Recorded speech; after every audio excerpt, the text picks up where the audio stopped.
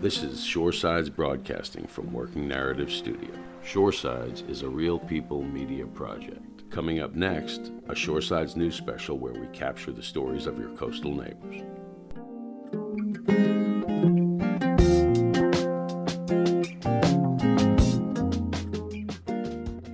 Hey there, my name's Elena Eddington. I spoke with Amanda White, high school teacher and president of the new Hanover County Association of Educators, about using schools as hurricane shelters during a pandemic, and how teachers may feel about going back into those same classrooms in just a few days. Here's an excerpt from that conversation.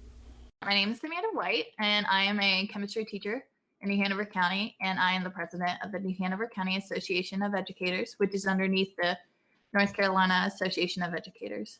So, as Eastern North Carolina is dealing with Hurricane Isaias, we're seeing some schools be used as shelters.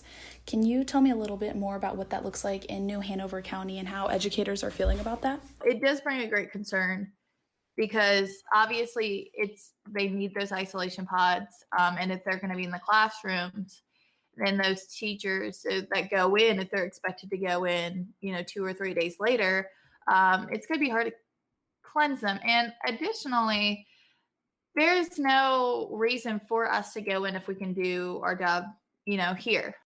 So the current plan is that teachers are required to be teaching from the classroom while students learn remotely from home. Is that correct? That's actually a thing across the state. There are some people that think that we should just go in because otherwise we wouldn't be working. But I think that there's that think that we don't do what we need to do and we don't understand the needs of the students. And it's insulting because a lot of us went through an education program and we get taught that, and we've been in the classrooms for years and years and years. So what is the New Hanover Association of Educators' perspective on sending teachers back into the classroom? Our stance isn't like nobody should go in. There should be that option because we do understand that some teachers during this transition are going to have to feel comfortable with however they're doing their instruction. So if they feel like they need a whiteboard behind them while they do it, that's fine. Me personally, I've figured out how to do it without a whiteboard, but this is a time where we're all adapting. So whatever resources we need, we should be able to use them, but we shouldn't be mandated to go in if we're just using a computer and a place to sit. So do you feel like educators' perspectives are being valued by the school board? It was very interesting. One of our board meetings, I don't think they mentioned educators once within the discussions of whether we should reopen or not. A lot of my colleagues, we have a high population of educator parents.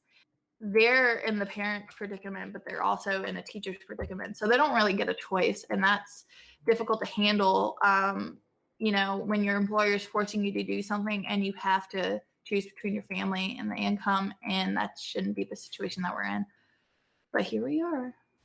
Yeah, that's a lot to handle. What are the main concerns that teachers in your association have voiced about this upcoming school year and teaching remotely? On the 10th, we go in, we have a week to essentially learn a completely new curriculum, which is just specific to us. They're pushing a whitewashed, very low-level curriculum.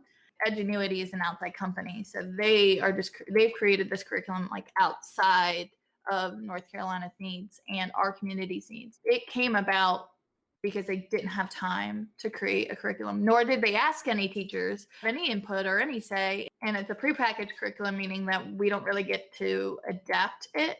And a lot of us have created curriculums based off of the standards that we have in North Carolina to include our students, females in science, African Americans in history.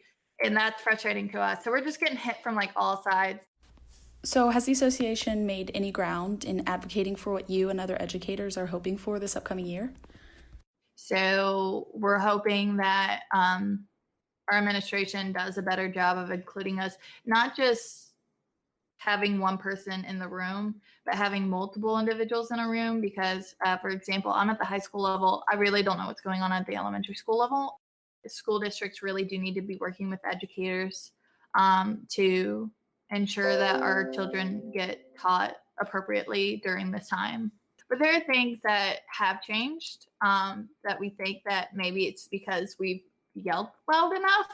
They're like, oh, okay. But it's not appeasing for us to just have to continuously yell for them to hear. Like, we just want to be in that room and have those conversations, have those dialogues, and provide a real perspective of how our kids are actually learning in the classroom.